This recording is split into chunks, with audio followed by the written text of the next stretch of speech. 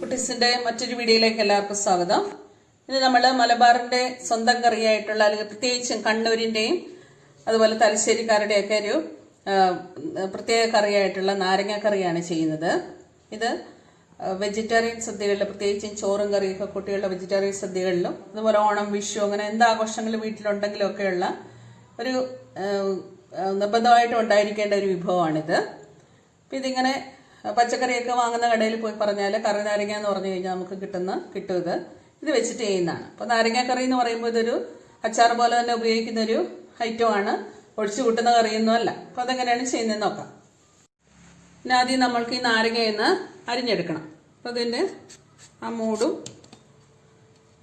സൈഡൊക്കെ ഒന്ന് മുറിച്ച് കളഞ്ഞിട്ട് ഇതിൻ്റെ തോലൊന്നും കളയല, ഇത് മുറിച്ച്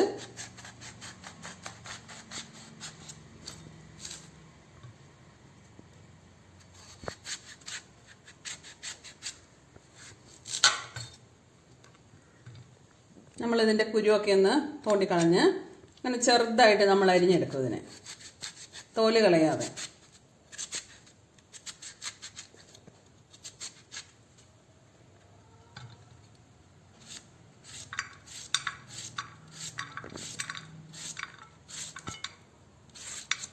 കണ്ടില്ലേ, ഇങ്ങനെ ചെറിയ സ്ലൈസായിട്ട് നമ്മളിതിനെ അരിഞ്ഞെടുക്കും.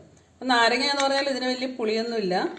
അപ്പം നമ്മൾ കറി വയ്ക്കുമ്പോൾ അഡീഷണലായിട്ട് പുളിയൊക്കെ ചേർത്ത് കൊടുക്കണം. ഇങ്ങനെ ചെറിയ പീസുകളായിട്ട് ഇത് മൊത്തം നമുക്ക് അരിഞ്ഞെടുക്കാം. നാരങ്ങ കറി വെക്കാൻ വേണ്ടിയിട്ട് ഞാനൊരു മൺചട്ടിയും ചിരട്ടത്തവിയാണ് എടുത്തേക്കുന്നത്. മൺചട്ടി എടുക്കുന്നതാണ് നല്ലത്. പുളിയൊക്കെയുള്ള കറിയാണ്, അതുകൊണ്ട് മൺചട്ടിയാണ് അതിന് ഏറ്റവും നല്ലത്.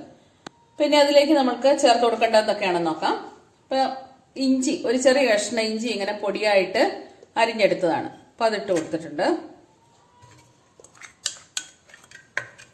പിന്നെ ഒരു 3 പച്ചമുളക്, അതും ഇങ്ങനെ പൊടിയായിട്ട് അരിഞ്ഞു, അതും ചേർത്ത് കൊടുത്തു.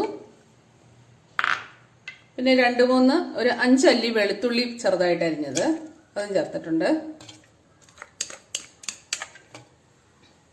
പിന്നെ അതിലേക്ക് കുറച്ച് കരിവേപ്പില ചേർത്ത് കൊടുത്തു. പിന്നെ ഒരു 2 സ്പൂണ് മുളക് പൊടി, 2 സ്പൂൺ മുളക് പൊടി ചേർത്തിട്ടുണ്ട്.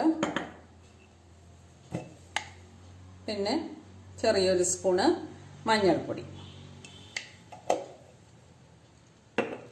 ഇതൊരു ചെറുനാരങ്ങ വലുപ്പത്തിലുള്ള പുളി വെള്ളത്തിലിട്ട് കുതിർത്ത് പിഴിഞ്ഞതാണ്. അപ്പം അതും കൂടെ നമുക്ക് ചേർത്ത് കൊടുക്കണം.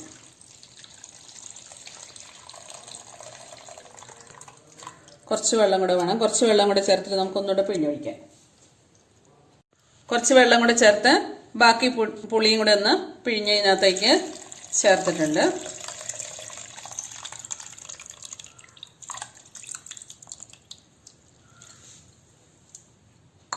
ഇനി ഇതിലേക്ക് നമ്മൾക്ക് കുറച്ച് കായപ്പൊടി ചേർത്ത് കൊടുക്കണം. വളരെ കുറച്ച് മതി.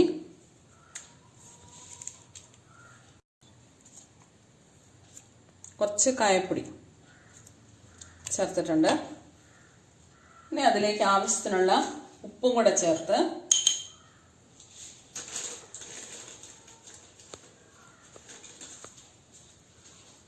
കുറച്ച് ഉപ്പും കൂടെ ചേർത്തിട്ടുണ്ട്. പോരാത്ത പിന്നെ നമ്മൾക്ക് ചേർത്ത് കൊടുക്കാം. ഇതും കൂടെ ചേർത്ത് അടുപ്പിൽ വെച്ച് നന്നായിട്ടൊന്ന് തിളപ്പിച്ചെടുക്കണം. ഇത്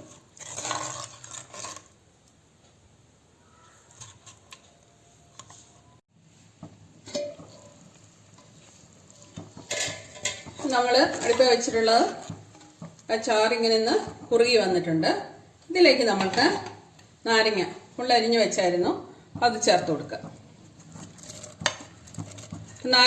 നാരങ്ങ ഇതിലേക്ക് ചേർക്കുമ്പോൾ കുറച്ച് നാരങ്ങയുടെ വെള്ളം ഇറങ്ങും. നാരങ്ങ ചേർത്തിട്ട് പിന്നെ ഒരുപാട് വേവാനൊന്നുമില്ല. ഒന്ന് തിളച്ച് കഴിയുമ്പോഴത്തേക്കും നാരങ്ങ വെന്തിട്ടുണ്ടോ.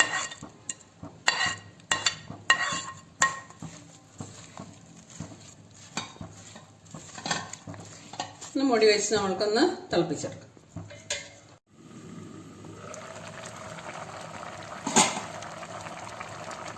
നാരങ്ങാക്കറി നന്നായിട്ട് തിളച്ച് വന്നിട്ടുണ്ട്. ഇനി നമുക്കിത് ഓഫാക്കാം.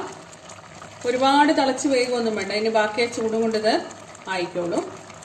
ഇനി ഇതിലേക്ക് ഒരു ആണി വെല്ലം ഇങ്ങനെ ചീകി വെച്ചിരുന്നതാണ്, അതും കൂടെ ചേർത്ത് കൊടുക്കാം. ചിലർക്ക് നാരങ്ങാക്കറിക്ക് നല്ല മധുരം വേണ്ടി വരും. അങ്ങനെയുള്ളവരാണെങ്കിൽ കുറച്ചും കൂടി വെല്ലം ചേർത്ത് കൊടുക്കുക.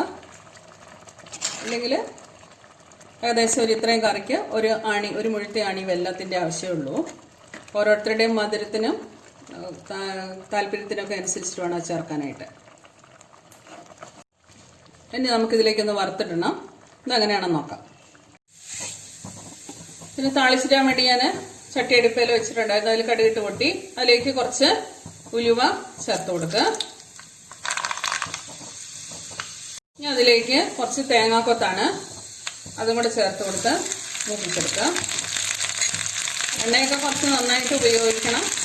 നാരങ്ങാക്കറിക്കൊക്കെ ഒരു സദ്യയുടെ ടേസ്റ്റ് കിട്ടണമെങ്കിൽ നന്നായിട്ട് എണ്ണ വേണം. കുറച്ച് എണ്ണ അധികം ഒഴിച്ചിട്ടുണ്ട്, സാധാരണ കടുക് പൊട്ടിക്കുന്ന പോലെ എണ്ണ. ഇതും കൂടെ ഒന്ന് മൂത്ത് വരട്ടെ.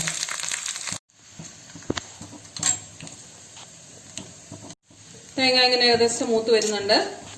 അതിലേക്ക് നമ്മൾക്ക് ഒരു 3 ഉണക്കമുളകും കുറച്ച് കരിവേപ്പിലയും കൂടി ചേർത്ത് കൊടുക്കാം.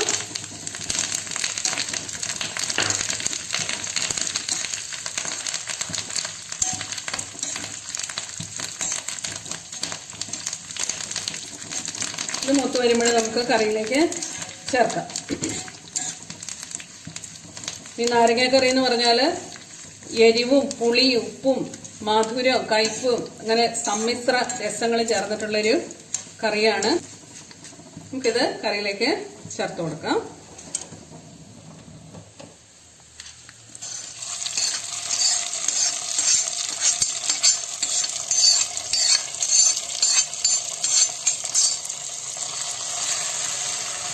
അങ്ങനെ നമ്മുടെ സ്വാദിഷ്ടമായിട്ടുള്ള കണ്ണൂരിൻ്റെ സ്പെഷ്യൽ നാരങ്ങാക്കറി തയ്യാറായിരിക്കുന്നു.